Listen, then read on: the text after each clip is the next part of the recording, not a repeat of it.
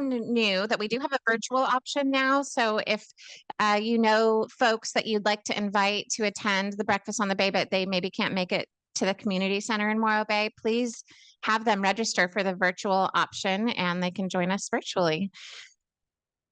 I'm Jocelyn. If I haven't met you yet, please do come introduce yourself. I'm the interim CEO for the Morro Bay Chamber, and it's been my pleasure to fill the very big shoes of Erica Crawford, who has graced us with her presence today. I just like to put her on the spot and embarrass her a little bit. And we have a search committee who's been doing a fantastic job on recruitment for the next CEO, and we probably will have a big announcement coming soon. So I just wanted to tease that a little bit. You won't get any information out of me though. So I wanted to introduce Susan Stewart. She is a member of our Government Affairs Committee. She's also the owner of Beads by the Bay, and she is going to be our first speaker. As you know, this morning we are celebrating Women's History Month, so we have a lineup of fantastic women and fantastic programs for women, and I hope you enjoy. So Susan, come on up.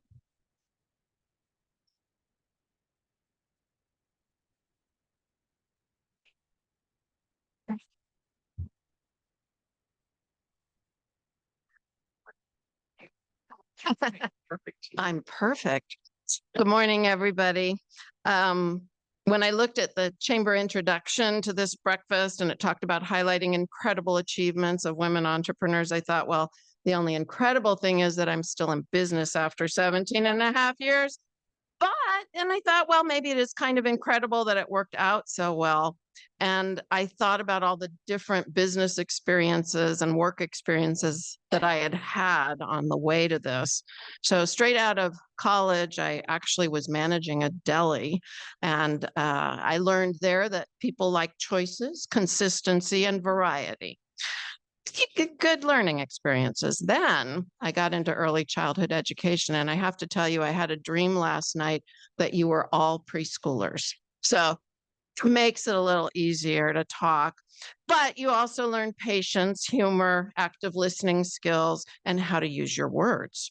Also that everyone can be creative. And if you don't know me, my business is a bead store with a garden shop in the back where lots of creativity happens. And all of those skills also help with customer service. Then we moved down to Morro Bay, and I was running a small mail order integrated pest management business, which basically came down to with bugs, it's all about sex. We can talk about that later, but I also learned a lot about bookkeeping, inventory, filing small business taxes, and with a mail order business long before Amazon, that people appreciated prompt, knowledgeable service. Then I got into house painting. House painting, if you've ever done that, it's all about the prep. But one of the things I learned is don't spend too much time on the prep, especially when it comes to business. Sometimes it's good to jump in with both feet, get the doors opened. I have to admit, I closed the deal on my business on a Labor Day weekend and was open 2 weeks later. As I recall, while I had paid for my business license, I didn't actually have it in hand. Fortunately, I was such a neophyte, I didn't think that that would be an issue. I just knew I had to start making money. And as so many wise people remind us, don't let the perfect be the enemy of the good. I was also doing archaeology, which was an exciting use of my college degree in anthropology. Aside from digging in the dirt and legalized trespassing, it continued the work of exploring humanity in the context of culture.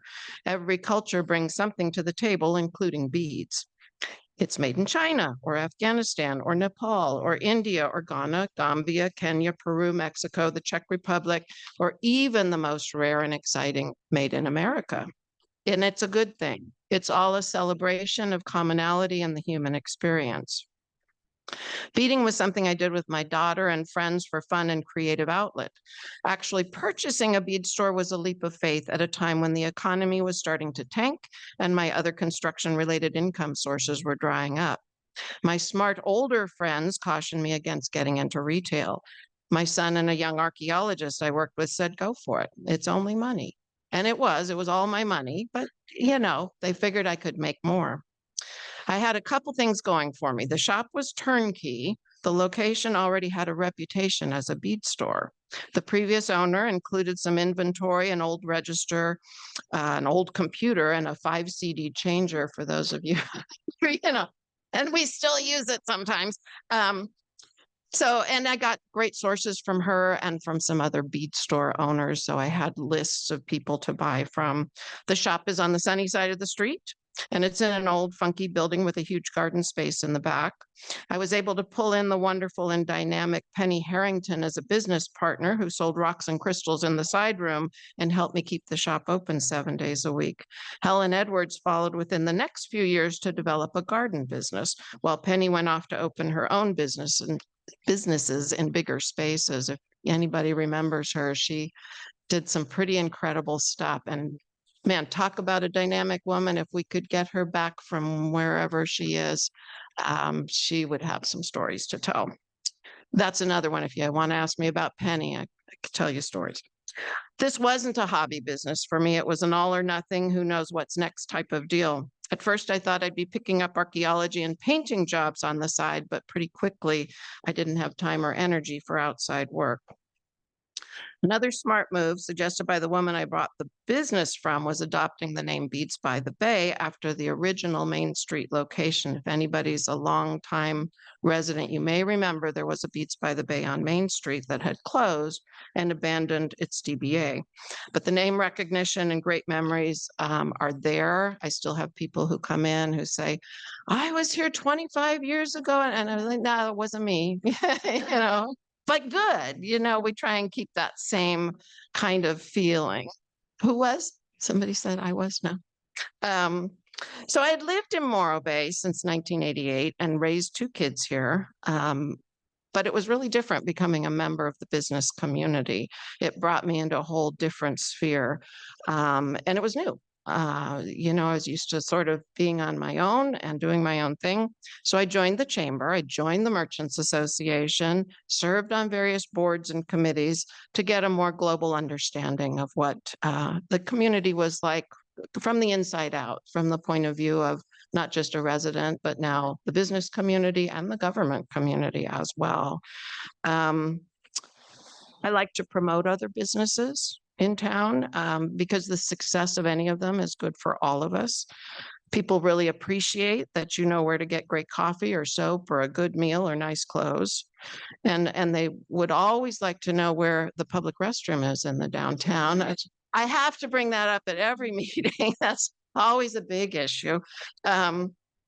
So other keys to success, I do a lot of advertising. I feel like I learned in some psychology class that we really don't register something until we see it 3 times. And if that's not true, I'll write a book on it. I really think that's true. The more you see something, the more you register it, that's a thing you want to do. And I was in a lot of meetings revising our sign ordinance. So that was a big issue. I do some Facebook and Instagram postings, and I learned a lot from Jody. Thank you. But I also found out you don't have to do it all because customers will do it for you. We've had TikTok videos that people came up from Santa Monica and said, I learned about you from somebody's TikTok video. And I was like, okay, that's a good thing. So that's about my little spiel. It doesn't hurt to have a shop cat if you have, people come in just to see the kitty and then maybe they stay and buy something. But anybody have any questions? We could talk about the bug sex if you want. Yeah. Public restrooms. No. I would say the biggest challenge. That's a tough one because I'll tell you, even the pandemic only brought out the best, we had to be closed for a bit. When we reopened, people were really understanding about everything and kept coming back and even more. Keeping up with inventory, that's a challenge, staying on top of all of that. I do it all. So I do the bookkeeping, I do the advertising, I do the purchasing, I do the selling. I'm in the store, for me, 4 days a week. We did decide to close on Tuesdays. Had been open every day before that.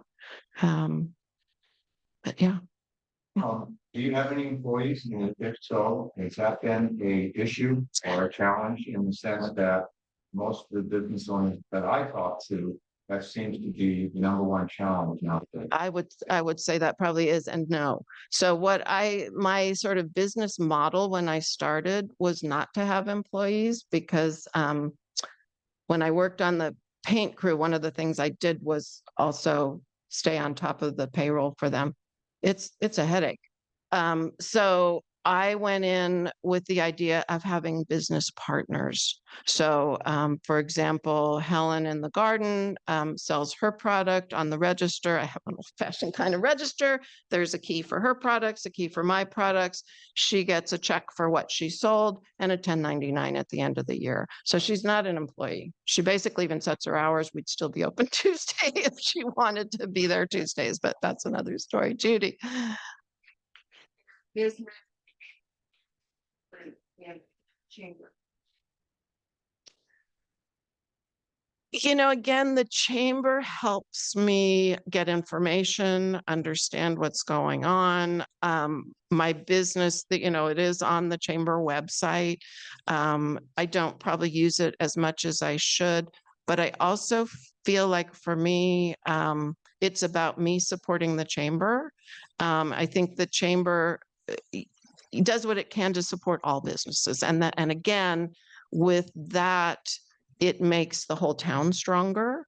But that any of you chamber members are suddenly going to come out and start beating is not something. On the other hand, you could come buy plants. Everybody needs a succulent. And we have air plants. If you don't like dirt, air plants are great. There's no dirt involved. You just mist them every once in a while. Yeah, so I think the chamber, like during the pandemic, was one of the best sources of information. They kept up with what we needed to know, what we needed to do, how we could do it, where we could get it, all the important stuff. So I feel like it's provided a lot for me, but I like to support it. Yes. It's supposed to be, and I probably spend too much. But again, some of it is with our local journals and stuff, and I just like to support that and keep it going. I think you're supposed to spend about 3% on advertising. And the last I looked when I did my taxes, I thought, oh, that's about 6%, so, but it seems to be paying off because I'm busy when a lot of people, even on the waterfront, are not busy. So, am I done? One more question. That balance of your customer clientele of how you support the diversity of tourism versus local clientele, what's your strategy? Just be nice to everybody. And I will tell you, I get a lot of customers from Southern California, Northern California that are repeat customers, and certainly a lot from the Valley that are repeat customers. And one of my things has always been with those Valley people is calling them the other locals because they are bread and butter. They support us. They come regularly. If they're in Fresno, they may come every 2 or 3 months or more. So I feel like, welcome to everyone. But I definitely have a lot of repeat, both from locals and from anywhere in the country, really. Last question, being a small retail shop, do you conduct any business or some of your business online? Nope, it's all about customer service. I like to be there. Linda. Liven up the downtown, improve things down there that would draw people, or we would be more pleasant experience. I love Scout. Scout is amazing. And that doesn't mean I don't love Buttercup and I don't love Top Dog and I don't love the Ruckus. I love them all. But Scout has brought in a whole new group of people. So that's pretty exciting. I think filling the storefronts. A little bit of concern with some of the new owners maybe raising rents a little too high for that part of town. But filling those storefronts and hopefully with people who are hungry, not who are doing a hobby, because you got to be hungry. I was thought hanging basket. Hanging baskets would be lovely, but it's a maintenance thing. It's involved with that. We've talked about that. Yeah. Yeah. But ideas are always welcome. Yeah. Thank you, Josh.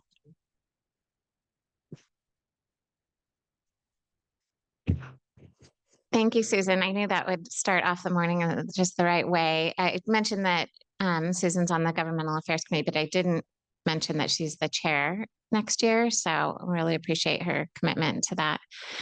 Next, we have Denise Lowe with the South Bay Women's Network. Welcome, Denise.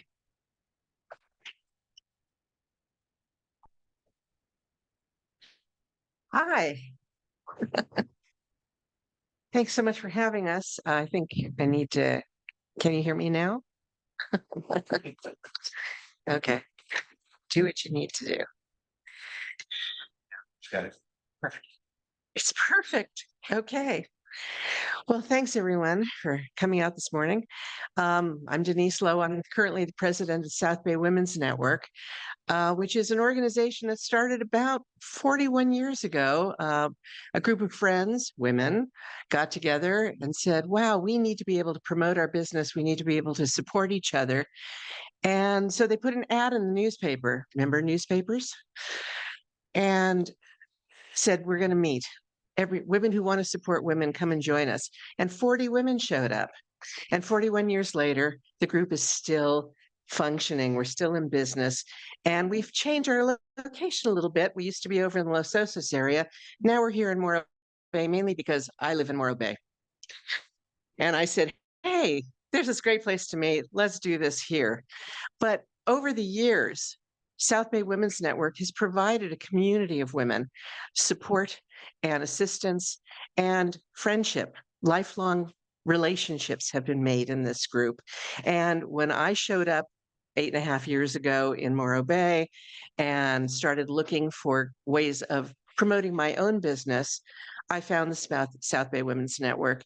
And I never expected to be sitting on the board of directors. I never expected to be the president of the group. And somehow here I am, which is great. And I'm so happy to be a part of this group because over the years, we've created this network of friends.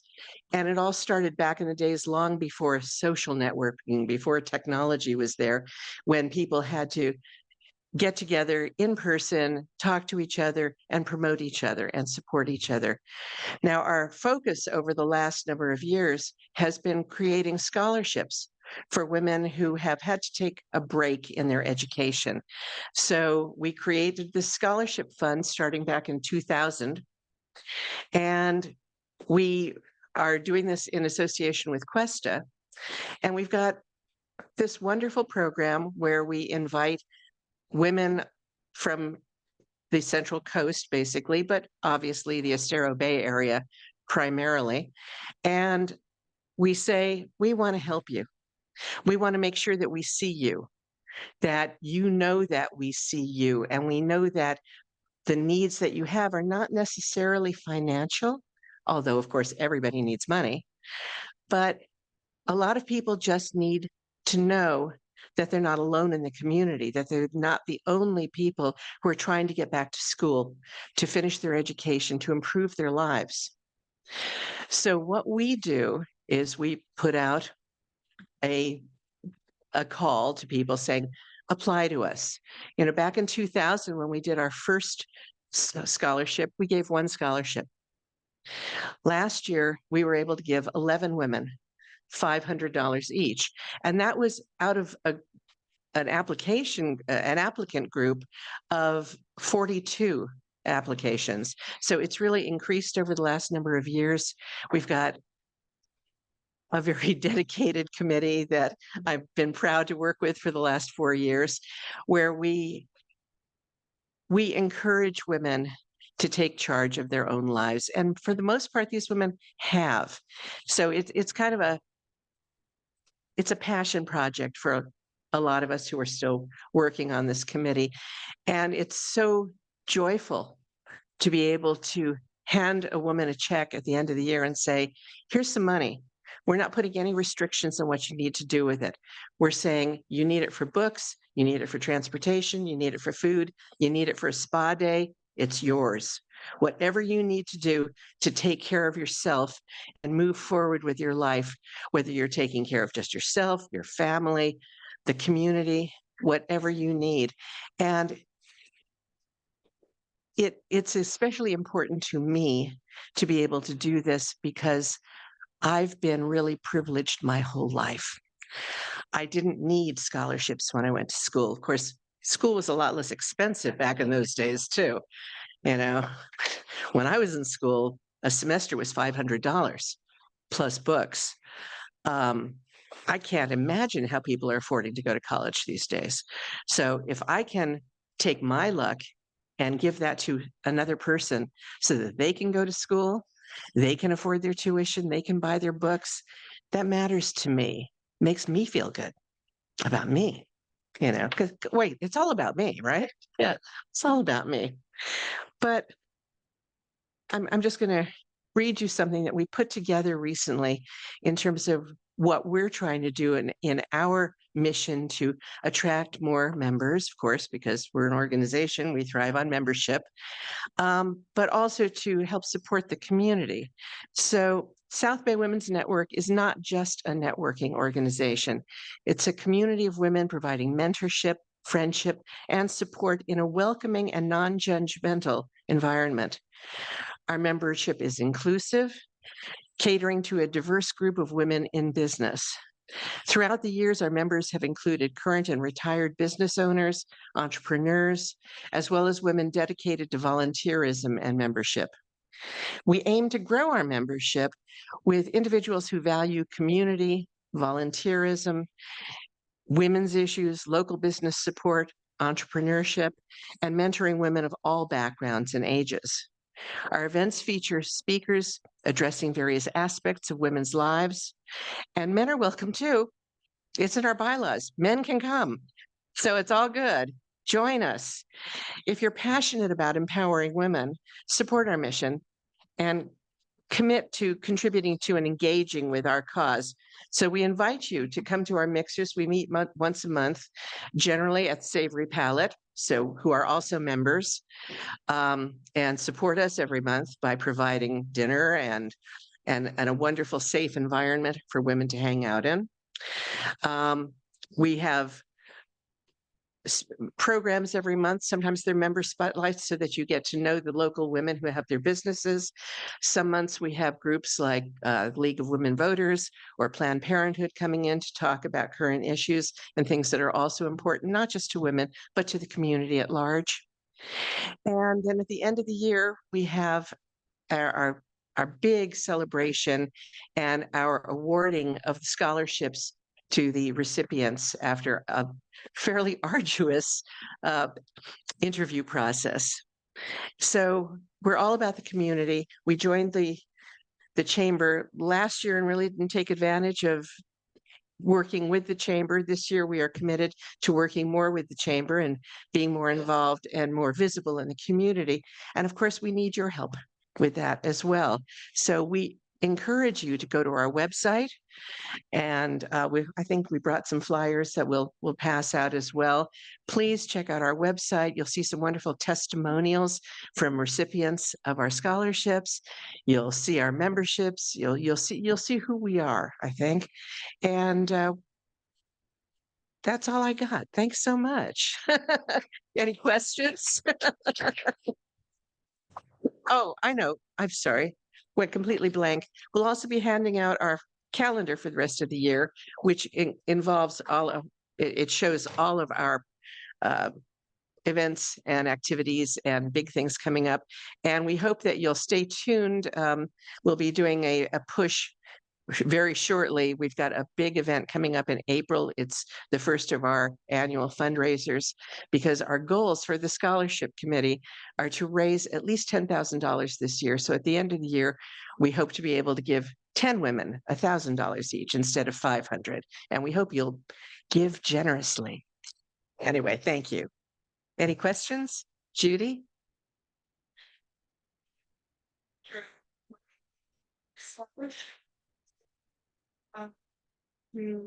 Are they invited to your meetings or what's in the? Well, the mentorship program is not necessarily for our scholarship recipients, but actually for our members mentoring other members. But yes, all of our scholarship recipients are invited to join us, to come whenever they want, and to see us as a resource going forward. It's not just here's a check and we don't want to see you anymore. So yeah, I mean, they're always welcome. I'll care. With women who are working, after the full day next well. We have not addressed it specifically, although it does come up in discussion very often. So if you have ideas about that, we would love to hear them. Yeah, absolutely. Anything else? Are you female? Okay, but we allow men too. Our dues are $60 a year. Our membership meetings, we generally provide a meal. So membership meetings are $25 per person, which covers the cost of the meal. We're not making any money off it. And you have to show up and participate. That's all. I mean, we're a very relaxed organization. We try not to put pressure on our members. We want this group to not just be for networking, but there's a social aspect as well. So you get a nice balance. So we just want you to come and, tell your story and hear our stories and just be part of the group. Anything else? Moving right along. Thank you so much.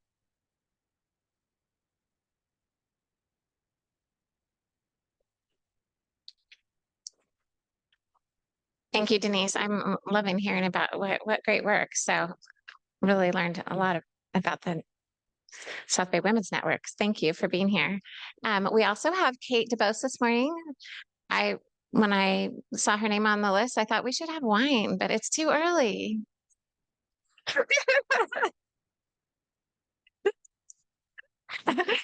Yes, thank you, Kate, for being here. Kate Dubost with Dubost Wines.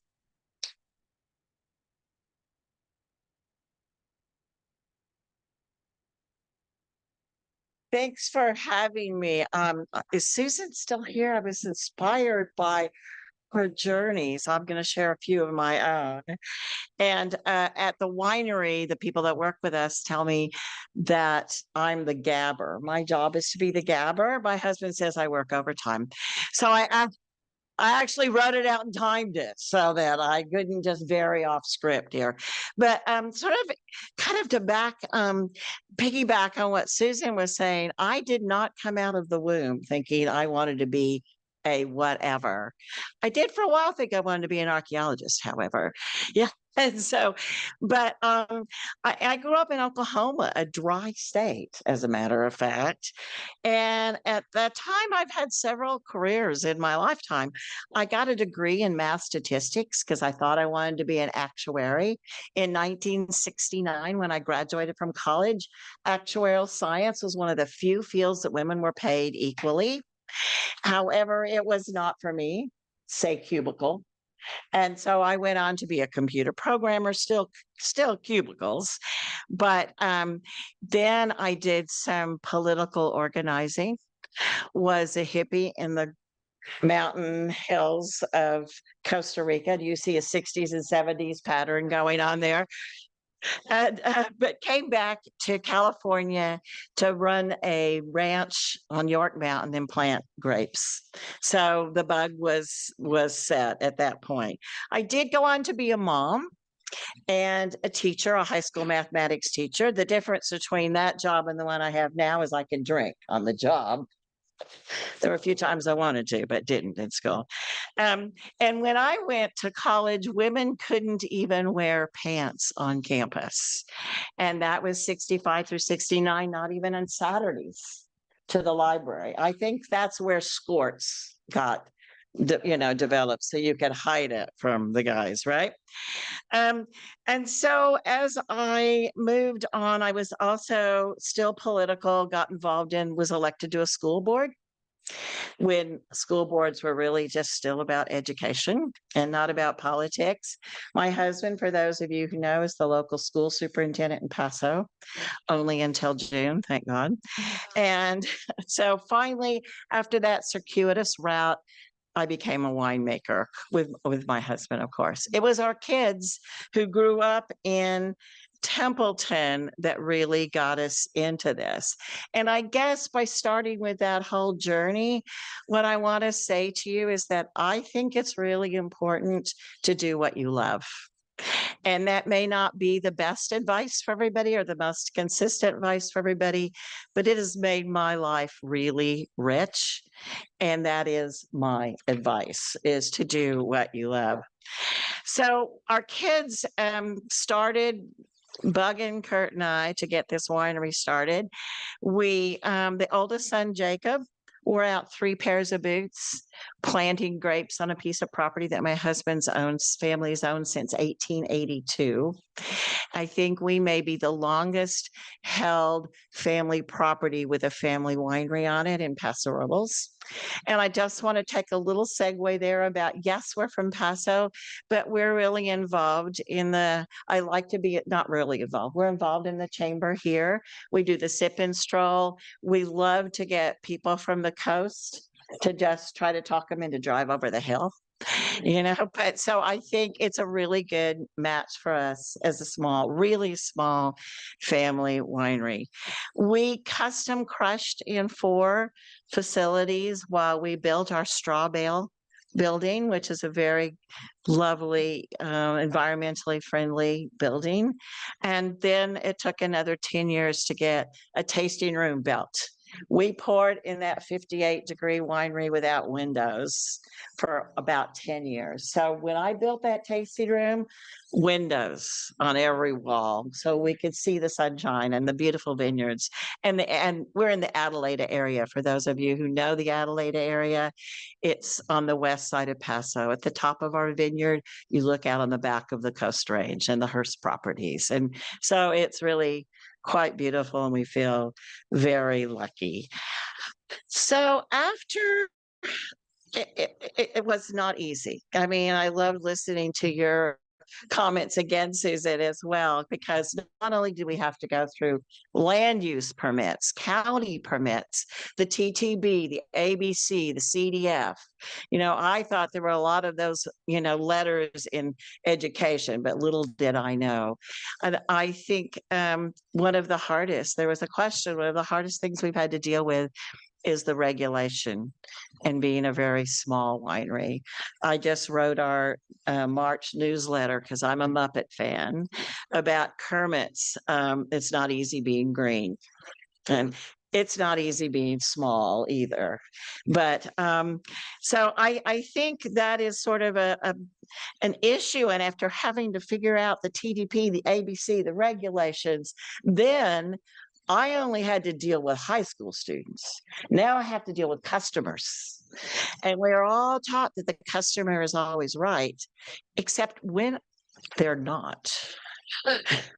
And how did I deal with that? And I think there's some other women winery owners, and we would get together as we were all starting this up together, and we would celebrate our successes and commiserate our failures, because there's a lot of both of those things going on. And we would say what we hated the most was when somebody would say to you, you know what you should do? You know what you should do? And so I learned a really good lesson about that. But I wanted to share a quote that was important to me before I give you my lesson about what you should do. And I used to have this on my wall in my math classrooms. And it was, this is the quote: I've missed more than 9,000 shots in my career. I've lost almost 300 games. 26 times I have been trusted to take the game-winning shot and missed. I have failed over and over and over again. And that is why I succeed. Michael Jordan. So that just struck with me to let your successes rule, not your failures, right? So when you try as hard as we all do, we hate to hear those words. And so we have a wonderful couple that come, they're wine club members, and he and his husband come to the winery, and they were here visiting not too long ago. I love gabbing because that's my role, to be the gabber with him, and he never tells me what I should do. But we got to that topic, and he is a steward with the airlines. And he said, "Oh, honey, I know the answer. I learned the answer to that. I worked in Memphis, Tennessee for 15 years with the airlines. And this wonderful Southern lady told me what the perfect answer to that is." So I'm going to share that with you. You know what you should do? Not yet. I think you're fixing to tell me, right?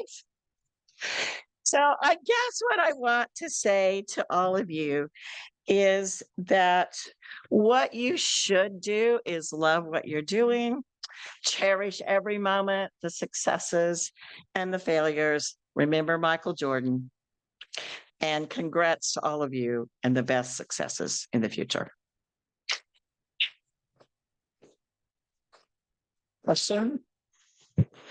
Questions? I'm sorry, I missed the name of your winery. Well, how could I? Dubost. That's my last name. So it's just Dubost. Yeah. And we're out on Chimney Rock Road. Come see me. I did bring a few. I just grabbed them as I left the house at 6:30 because it was past Rebels. I did bring a few too for one tasting cards, which Lindsay. It is true that we were in a movie. It was Keanu Reeves and Winona Ryder, our new BFFs. And the name of the movie is Destination Wedding. You have to understand, for those of you who saw it and hated it, that it's an anti-rom-com. It's a satire. And because those are the only two people who spoke in the wedding in the script, I actually laughed out loud when this script was sent to me. But you have to understand this guy's humor. He was a writer for Mad Men and Mad About You. So because nobody else speaks. So my husband was the father of the bride, and my stepson was the groom, and all of our wine club members and friends were the guests at the wedding. So 7 scenes were shot at our winery in that wedding, and people would say, we had to sign a non-disclosure, but kind of on the, you know what you should do thing, people would say to me, because we are really funky little winery out in the middle of the country with a dirt road and mountain lines, but they would say to me, "So how did they pick you?" It's all about inflection, right? We're just lucky, I guess. So yes, we are in a movie. You can come walk the trails with where Keanu and Winona. Thank you guys. Yes. We are open only Thursday through Monday and 11 to 5. We just switched to our summer hours, 5 o'clock. So yeah, it's gorgeous. Come see us. Yeah, we do.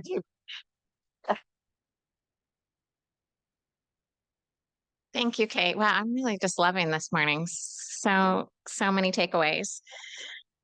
I want to introduce Christina Lefebvre Latner. Did I say that right?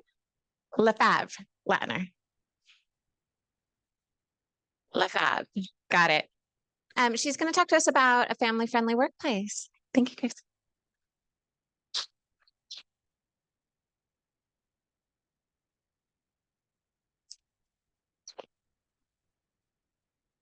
I'm the only one here with a PowerPoint, I think, so that's okay. Okay, perfect, yeah. So, starting off, I'm Christina Lefebvre-Latner, and I run the SLO County Family Friendly Workplaces program. And I'm going to talk to you today about the importance of family friendly workplaces and their benefits. So, switch.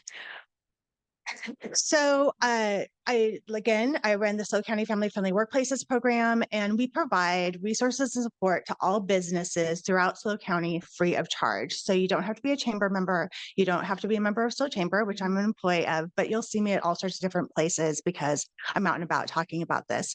And the real purpose of the program is to help businesses attract and sustain a strong, inclusive local workforce through the implementation of these family-friendly workplace practices. So we're funded through the County of SLO and First Five. So we're here today talking about women entrepreneurs and empowerment. It's Women's History Month. So I wanted to talk to you about how these family-friendly benefits and really empower women. So starting off with a couple of facts. So the program actually was started because of the child care crisis in our county.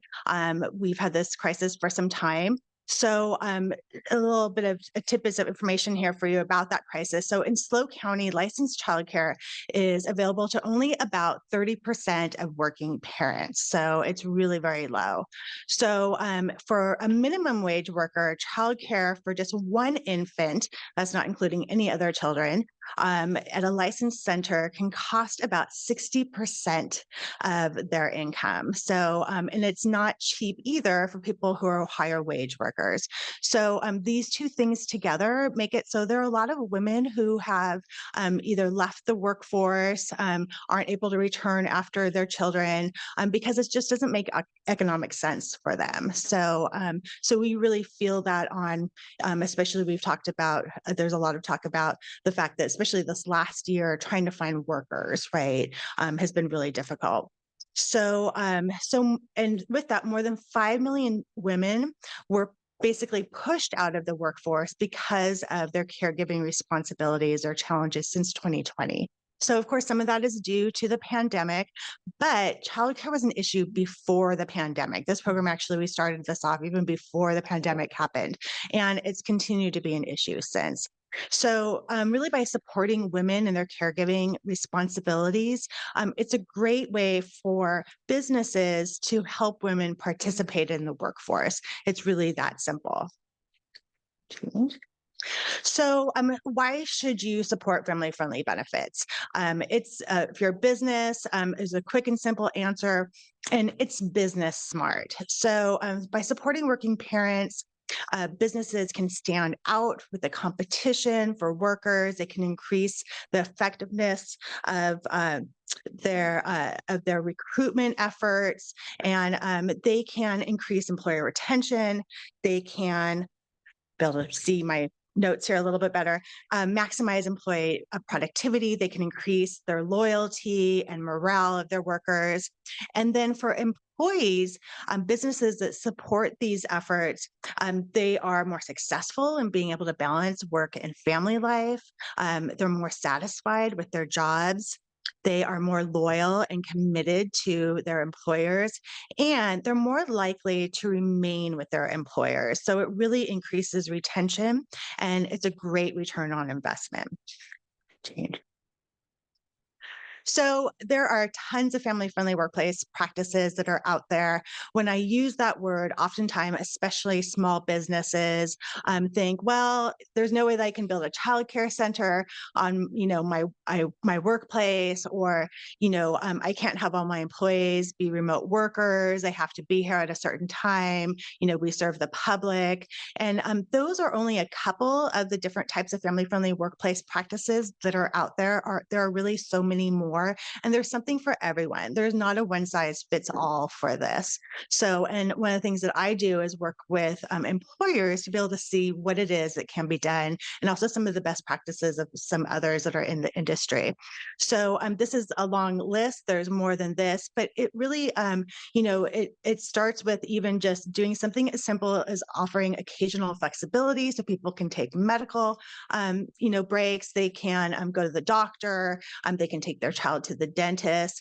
And allowing predictable and stable scheduling. So people can, then plan out their childcare, their transportation, whatever it might be, and know how much money that they have. So a great way to get started with this is we have a family-friendly workplace assessment that we've developed. It takes about 20 minutes. It's a great way to be able to see how family-friendly you are, but also all the options that are out there to be family-friendly. A plus for this is we also ask about whether or not you're following certain laws. So you can find out from this if there are a lot of different laws that for working parents, that especially in California, that we need to follow. We have had about 200 businesses that have taken this assessment so far. So it's a really great tool. And once you've taken our assessment, you can apply for our award. We have a SLO County Family Friendly Workplaces Award.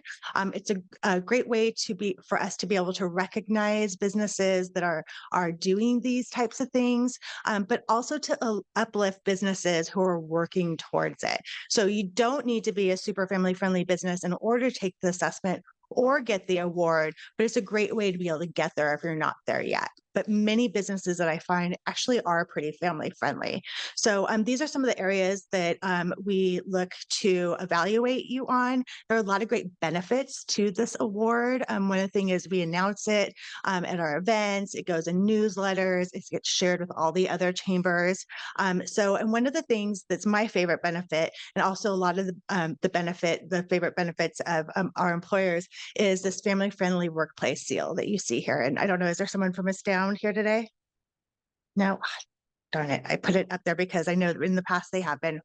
But we have over 100 award winners at this point in time. And so you get this electronic seal and you can use it on your website, on your marketing materials, your recruitment, whatever it might be. So our spring awards, the deadline is March 31st, which I know is coming right up. So, but if you can't get in before then we are doing this all through the year of 2024. So our deadline for the end of these awards is December 31st. So find out more about this. You can visit our website. It's slowfamilyfriendlywork.org. You can get a link there through the SLO Chamber website. There you can find our assessment. You can find the award application, more information about award info, the current list of awardees, and links to their websites, which is really terrific to be able to see that. And the other thing we have is a toolkit. So if you want to learn more about different policies, check and make sure that you're following the law, you can go to our toolkit and be able to see that. So, and there's a lot of great information there about childcare too. I also brought these referral cards, and we work really closely with CAPSLO with the Childcare Resource Connection, and they have a whole database of childcare providers there. Many of them are full, and we talked a little bit about the expensiveness of higher education. Unfortunately, to send a child through childcare is about the same amount as it is to send someone to Cal Poly for a year. So you can see what the expenses are here. So there's a QR code if you want to follow it. I'm Christina, and you can find me at the SLO Chamber or out and about, and you can reach me there or through their website. That's it. Thank you so much. Any questions? Yeah. So, so you work for the chamber, so does the chamber provide financial assistance to the actual employer that becomes family friendly, or do you just offer the tools in the workplace, the actual organization has to provide all the financial assistance? Yeah. No. The first question. So I'm an employee of the SLO Chamber, but I'm funded through the county and First Five. So they actually don't provide any funding towards it other than a small cubicle for me to be at every once in a while. So, and then also staff time to get communications and stuff. So, but the types of things that the SLO Chamber does do is help promote businesses who are family friendly. So we talk a lot about it. We bring some of them up, we give out the seals, those types of things. But I think that one of the common misconceptions is that many of these family-friendly workplace benefits are super expensive, and they're not. If just allowing your employee to go to the doctor, from 1 to 2 o'clock, that doesn't necessarily cost anybody anything, right? Allowing someone to come in a little bit later so they can drop their kid off at school or pick them up in the afternoon. These things don't necessarily cost anything. And the number one thing that most employees want is flexibility, and it's free. Yeah. Getting you had a stat that it's only 30%. Childcare is only available to 30% of our workforce. Yeah. Does that mean the capacity is only there for 30% of the kids that need it? Yeah. So the childcare crisis is a huge crisis. And, there's a lot of things that go into that. It's about finding workers. You have to be trained to be a childcare worker. You don't get paid very much. You get paid more going to Target, and you don't need any training to do that. So they've had a really hard time finding workers. There's a lot less people going into the childcare industry. So that's one of the things. It's very difficult to open a childcare site. There's lots of, we talked about permits and licensing. All that stuff is really difficult. So looking at other ways to be able to, especially for workers who might work different hours, whether it be a hospital or retail or whatever it is, maybe home childcare. So the city of Slow actually funds a program for childcare startups that are home based, and especially looking for people who are bilingual, right? So a child might be able to stay there overnight if they need to, right? So it's not very much money. It's $5,000, but it does pay for things like fingerprinting and licensing and all those types of things. So yeah, and it's and we're not the only place that's like this. There's a lot of places, but it's just really expensive.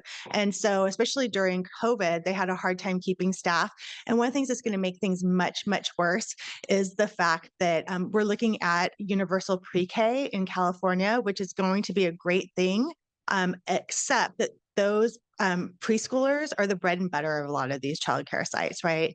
They don't have to pay, they don't have to staff as many of those children compared to like an infant, where it's like a certain rate, much larger ratio. So once they lose those 3 and 4 year olds, they're just going to have these infants and, smaller ones, which are going to cost a whole lot more to be able to take care of.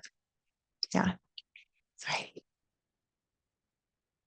How children and parents like you don't work. I have not, and I'm glad I haven't. I've actually, it's strange because I've actually found, I'm starting this, a ton of businesses that are really very family friendly here in Slow County. And I think that part of that is that people think that it takes a lot to be family friendly, and it really doesn't. So, but one of the things that I do tell my businesses more than anything else is if you are family friendly, let people know that. When you post an ad on Craigslist, you don't have to say all the things that you do, but just put that you're family friendly. When I first started this, I looked and there was only one organization that said they're family friendly on Craigslist when I did a search. And yet we have over 100 awardees who are family friendly. So yeah, I'll be around afterwards if anybody has any questions. And then I also do have these referral cards too. Thank you, Christina.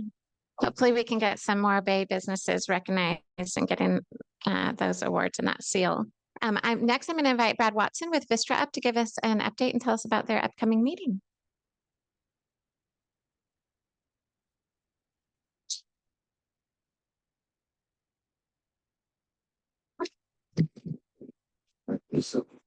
If you think I really need that, but go ahead. Thank you, Jocelyn, very much. It's fantastic to be back at Breakfast on the Bay, going into the 3rd year. Thank you to you and Lindsay, Jody for doing a great job. We're so pleased that as a company that we've been one of the original sponsors, and we'll keep going on as well. It's a great idea, and we're glad to be part of it. So good morning, everybody. Nice to see you all, many familiar faces, and hope to meet some new people as well here and also tonight, and I'll get into that in a minute. My name is Brad Watson. I'm the Senior Director of Community Affairs for Vistra, which is the company that owns the retired Morro Bay Power Plant site, and the company that filed with the city in late 2020 for permits to build a 600 megawatt utility scale battery storage project at the site. I'd like to first introduce a couple of team members who are also with me today. Kimberly Hilly, who's with the Vistra Community Affairs, Amber Johnson, who's also assisting us with Community and Public Affairs here in Morro Bay as well.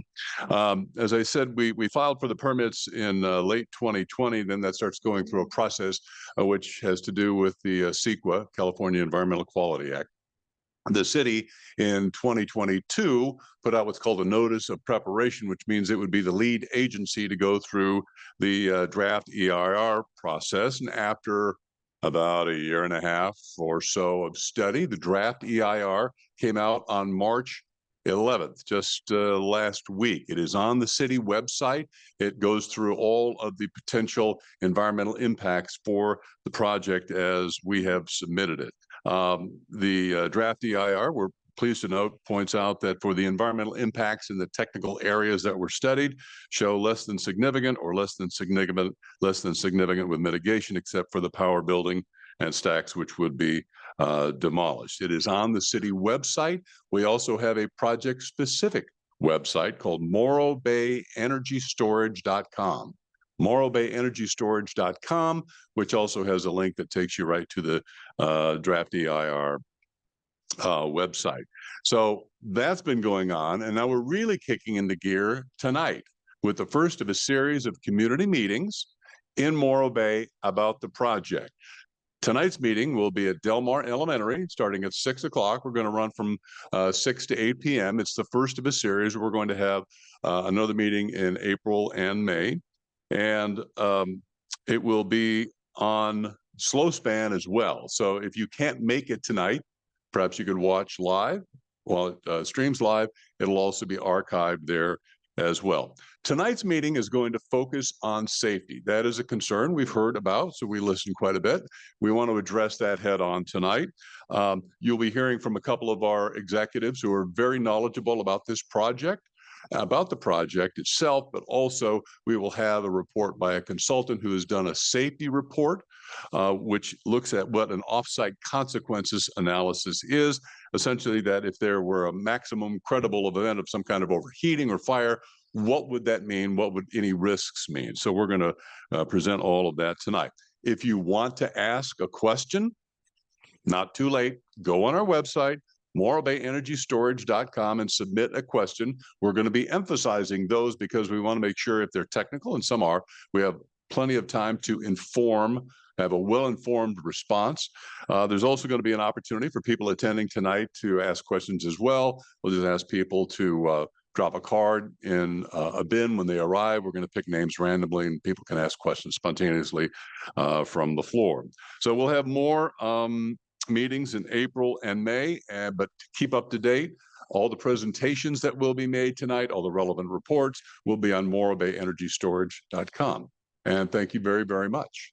Wait, is that a question or is that a stretch?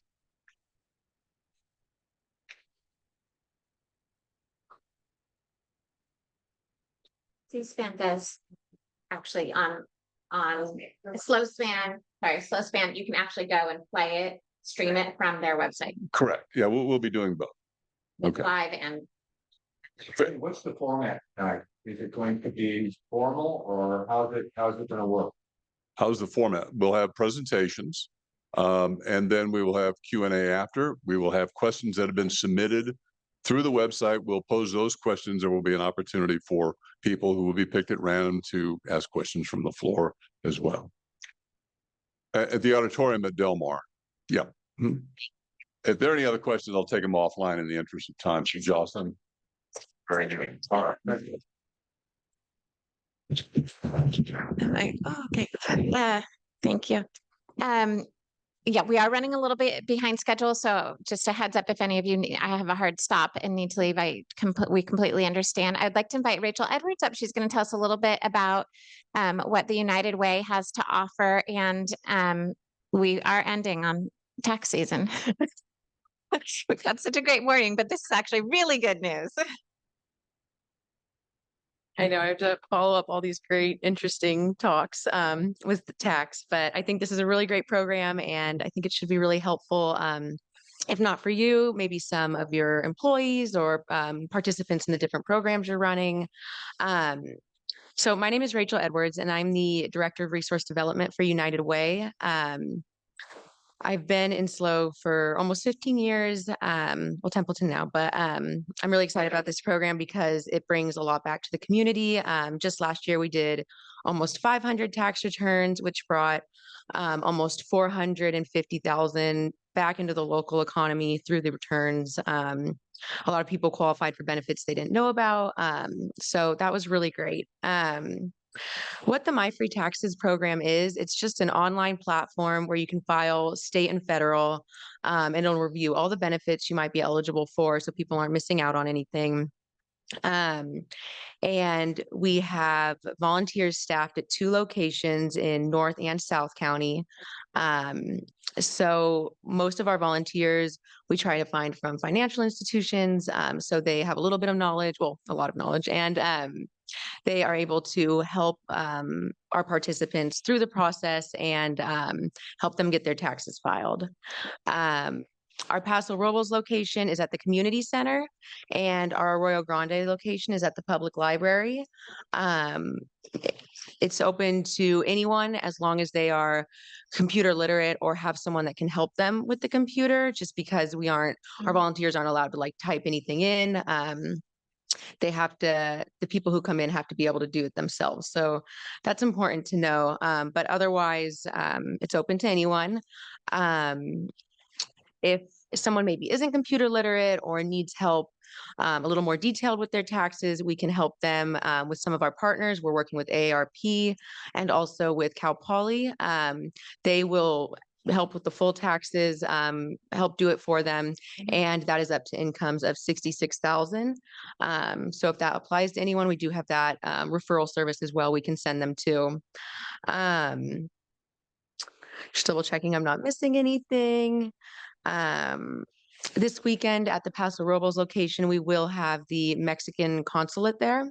So if anyone needs to file an I-10 in lieu of Social Security, that will be there and hopefully expedite the process and get the tax returns filed for those who need that I-10. That will be Saturday and Sunday. Oh, I forgot to mention our Paso Robles location will be open Saturdays and Sundays from 10 to 2. And then AG is only open Sundays from 11 to 2. But yeah, we would love to have anyone you have that might benefit from this program. And if you're ever interested in working with United Way or being involved in something like this, we do have different committees that we are always accepting the applications for and taking in new community members. We'd love to have as many people as we can from all over the county involved. So, or if you're just interested in volunteering, I'll be here after and we can connect.